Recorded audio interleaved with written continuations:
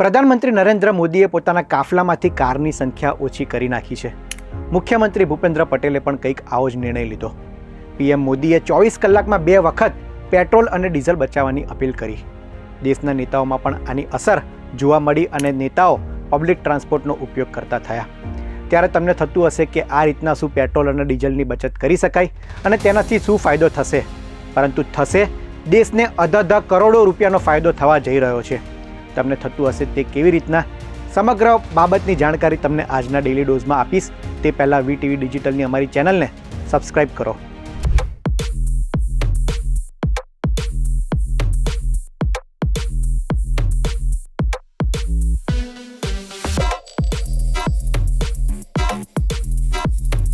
પ્રધાનમંત્રી નરેન્દ્ર મોદીએ 10 મેના રોજ હૈદરાબાદથી પોતાના સંબોધન દરમિયાન દેશમાં પેટ્રોલ અને ડીઝલની બચત કરવા માટે લોકોને અપીલ કરી. બીજા દિવસે વડોદરામાં રેલી દરમિયાન પણ પ્રધાનમંત્રી નરેન્દ્ર મોદીએ આ જ વાત કરી. ત્યારે સવાલ એ છે કે શું ખરેખર દેશમાં પેટ્રોલ અને ડીઝલની અછત છે?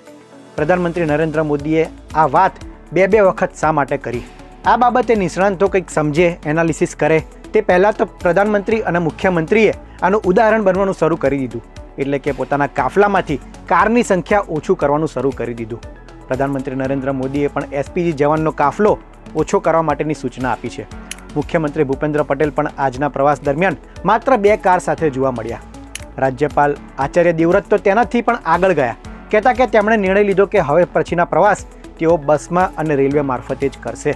ત્યારે તમને સવાલ થતો હશે કે શું આ બધી વસ્તુ કરવાથી દેશમાં પેટ્રોલ અને ડીઝલનું જે સંકટ છે અથવા આવવાનું છે તે ઓછું થશે કે આનાથી શું કંઈક ફરક પડશે?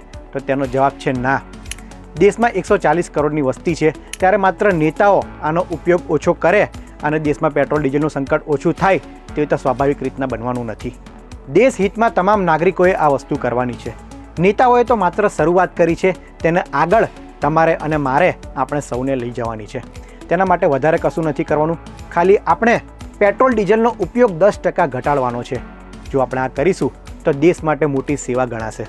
પહેલાં વાત કરીએ કે ભારતમાં એક વર્ષ દરમિયાન કેટલું પેટ્રોલ અને ડીઝલ વપરાય છે. પેટ્રોલિયમ પ્લાનિંગ એન્ડ એનાલિસિસ સેલના આંકડા મુજબ વર્ષ 2025-26માં ભારતનું પેટ્રોલિયમ ઉત્પાદન વપરાશ 252.9 મિલિયન મેટ્રિક ટન સુધી જવાનો અંદાજ છે. આમાં ફક્ત ડીઝલનો હિસ્સો 94.1 મિલિયન મેટ્રિક રહેવાનો છે, કારણ કે ડીઝલ ભારતમાં સૌથી વધુ વેચાતું ઈંધણ છે, જે કુલ વપરાશના 40%થી વધુ હિસ્સો ધરાવે છે. ટ્રક, બસ, ટ્રેક્ટર, રેલવે અને મોટા ઉદ્યોગોમાં સંપૂર્ણપણે ડીઝલનો વપરાશ થાય છે. હવે પેટ્રોલના વપરાશની વાત કરીએ તો પેટ્રોલનો વપરાશ ચાલુ વર્ષે 42.6 મિલિયન મેટ્રિક ટન રહેવાનો છે, જે ગત વર્ષની સરખામણીએ 6.64% વધુ છે. કારણ કે કારમાં, બાઇકમાં, અલગ અલગ વ્હીકલમાં આપણે પેટ્રોલનો ઉપયોગ કરતા હોઈએ છીએ અને તેનો વપરાશ ખૂબ વધી રહ્યો છે. હવે સવાલ એ છે કે આટલું બધું ક્રૂડ ઓઇલ આવે છે ક્યાંથી? આપણે સૌ જાણીએ છીએ કે ભારત પાસે તેલના કૂવા નથી. ભારત પોતાની તેલ વપરાશનો કુલ હિસ્સામાંથી 88% આયાત કરે છે, જેનો કુલ ખર્ચ વાર્ષિક 15 લાખ કરોડ રૂપિયા થાય છે. અને સૌથી મહત્ત્વની વાત એ છે કે આપણે તેલની ચૂકવણી ડોલરમાં કરીએ છીએ. આનો અર્થ એ થાય કે આપણે જે પેટ્રોલ કે ડીઝલ બાળીએ છીએ તેના દરેક ટીપાની ચૂકવણી દેશ ડોલરમાં કરે છે. હાલ ક્રૂડ ઓઇલના ભાવ એટલા માટે વધ્યા છે કારણ કે તેનાથી રિઝર્વ જથ્થા પર અસર થઈ શકે તેમ છે. એટલા જ માટે પ્રધાનમંત્રી નરેન્દ્ર મોદીએ આહવાન કર્યું, લોકોને અપીલ કરી કે પેટ્રોલ અને ડીઝલનો ઉપયોગ વિવેકપૂર્ણ કરવો એ પણ રાષ્ટ્રની સેવા જ છે.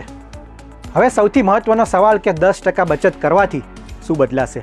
જો આપણે બધા સામૂહિક રીતના 10% પેટ્રોલ ડીઝલનો વપરાશ ઓછો કરીએ, બચાવીએ તો દેશને મોટી અસર થઈ શકે છે. આનાથી દેશના આયાત બિલ પર 1.5 લાખ કરોડ રૂપિયાની સીધી અસર થઈ શકે છે, કહેતા કે આમાં ઘટાડો થઈ શકે છે. આના માટે આપણે શું કરી શકીએ તેની વાત કરીએ તો સામૂહિક રીતના આપણે ઓફિસમાં સાથે જઈ શકીએ.